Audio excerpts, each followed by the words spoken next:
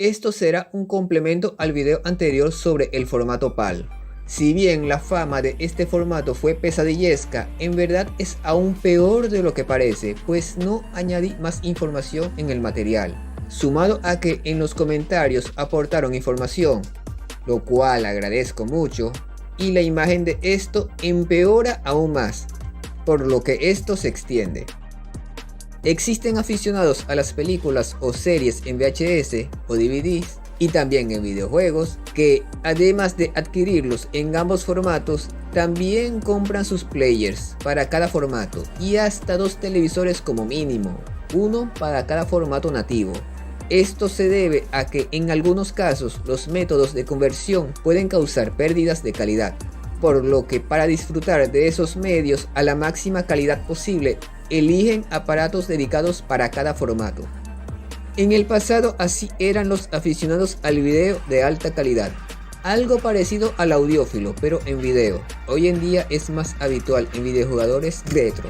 Aparte, no mencioné que los DVD players de simple zona se podían convertir a multizona. Esto de las zonas era otro problema que los acompañaba, y algunos DVD players se podían configurar a multizona con una secuencia de botones secreta.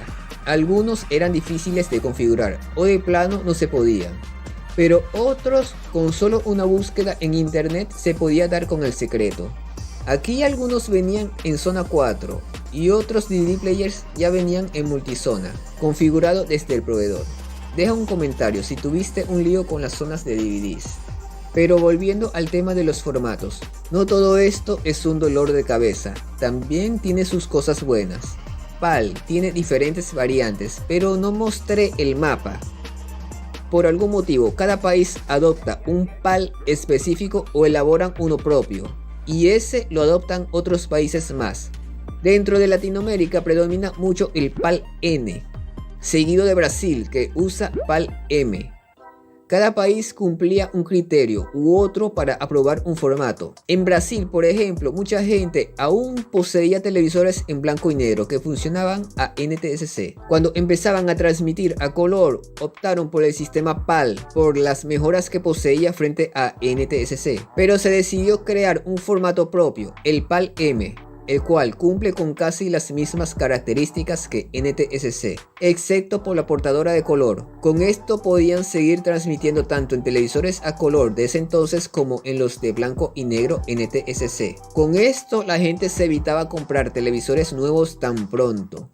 Aparte, mencioné que España lanza los juegos en PAL N, pero no es así. Quise decir que era PAL a secas, aunque en transmisiones manejan o manejaban PAL B. Los juegos, aunque son PAL, algunos televisores multinorma los detecta como PAL N. De hecho, en las tiendas los vendedores no suelen saber qué es eso, o sea, no saben qué es NTSC, PAL y esas cosas. Por lo que había que leer los manuales de sus televisores para ver si el deseado es multinorma. Y lo de buscar algún convertidor de PAL a NTSC, casi nadie vendía eso. De plano no se conseguía. ¿Llegaste a comprar algo así? Por cierto, los cables de videocomponentes con la PS2 sí eran buena opción, además de dar una mejor calidad de imagen. De hecho, en un video antiguo enseñé cómo elaborar uno. Los formatos como tal no son un bloqueo, como antes dicho, pero las empresas se aprovechan de esto, quizás para desalentar la importación, y por eso muchos de sus juegos no tienen selector de formato. Mira el caso de las consolas portátiles. Espera, ¿qué vas a decirme? ¿Las consolas portátiles están sujetas también a esos formatos? El caso de las consolas portátiles es distinto, pero sí están afectadas por zonas de distribución. Las PSP y PS Vita, por ejemplo, no están bloqueadas por zona, aunque están asignadas a eso, salvo en algunos casos como el uso de un pase. Las portátiles de Nintendo, incluyendo sus juegos, están bloqueados por zonas para desalentar la importación, lo que significa que una consola puede ignorar los juegos de otra zona, salvo algunas excepciones. Sin embargo, algunos aprovechan de un exploit o aplicación para usar juegos de cualquier zona, básicamente lo de desbloquear la consola. Ahora, ¿por qué no dejan que sus juegos puedan ejecutarse en cualquier zona? Porque no les conviene. Digamos que cada zona o cada continente es un mercado diferente y esto puede hacer variar sus precios. En Steam, los precios de sus juegos varían según la ubicación, tanto así que algunos configuran sus cuentas para ciertos países para comprar juegos más baratos, movida que no aconsejo. Y también hay compañías que no dejan comprar tal juego desde cierta ubicación, aunque diferentes motivos pueden tener. Si falta algún dato pueden dejarlo en comentarios, aunque el tema mayormente es sobre el formato PAL. Los FPS base de los juegos están enlazados al formato, como en el caso de la Sega Mega Drive, en donde si cambiabas de formato se podía notar la velocidad del juego y el de la música, pero esto no sucede en todas las consolas. No soy experto en programación de juegos de consolas como los de PlayStation 1 y 2, pero algo sé de motores de juegos de PC como los de Game Maker y Unity. En estos motores, cuando se programa un juego desde cero, uno de los primeros movimientos es el de asignar el valor de FPS en que funciona el proyecto. En un fotograma sucede una o varias cosas dentro del juego, tanto así que todo lo que se programa que esté asociado al tiempo funciona bajo los fotogramas por segundo. Si se modifica los FPS de base, ya sea por medio de una aplicación externa o con un equipo con bajo rendimiento, afectará la velocidad o el tiempo dentro de ese juego. En ciertos casos, ese problema se soluciona con una función llamada Delta Time, pero eso ya es entorno de programación. Es algo común que en Steam se lancen juegos porteados de consolas capadas a 30 FPS, después salgan jugadores quejándose y alguien lance un parche en donde desbloquee los 60 FPS del juego, a veces con mal funcionamiento. En el caso de juegos de PlayStation 1 y 2, la velocidad puede verse afectada al parchearle el formato, pero no con el mismo efecto como en las otras mencionadas, salvo en algunos casos. El PAL no fue un dolor en todo, también tuvo sus virtudes.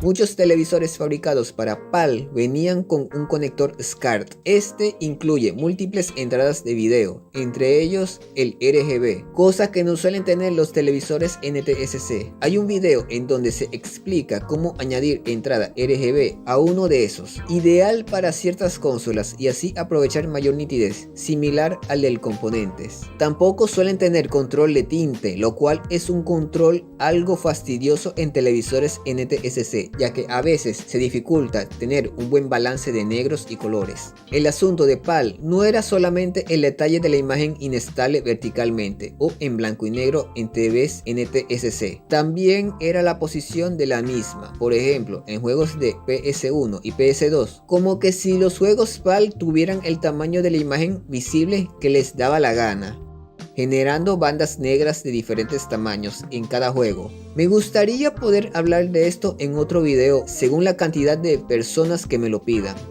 NTSC tenía sus problemas como la pérdida de color en transmisiones a larga distancia, pero aún así es muy extraño, casi nunca vi ese problema como el de las caras moradas. Si acaso se veía más en los 90, al menos ese problema no se da en videojuegos.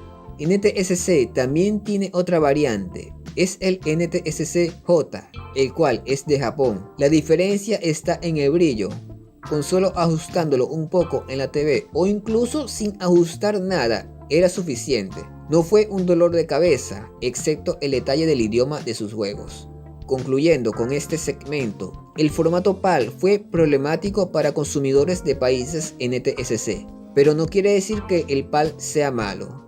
Eso fue todo. Den su comentario, suerte y éxitos en sus proyectos.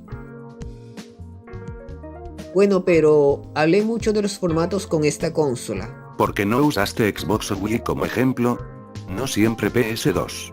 Caben como ejemplo, aunque con métodos o efectos distintos.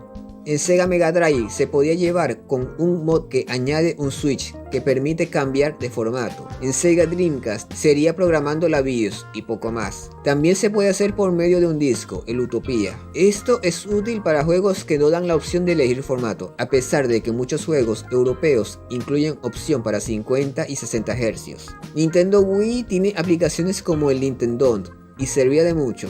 En muchos de esos casos implica piratear la consola para llevar a cabo esto.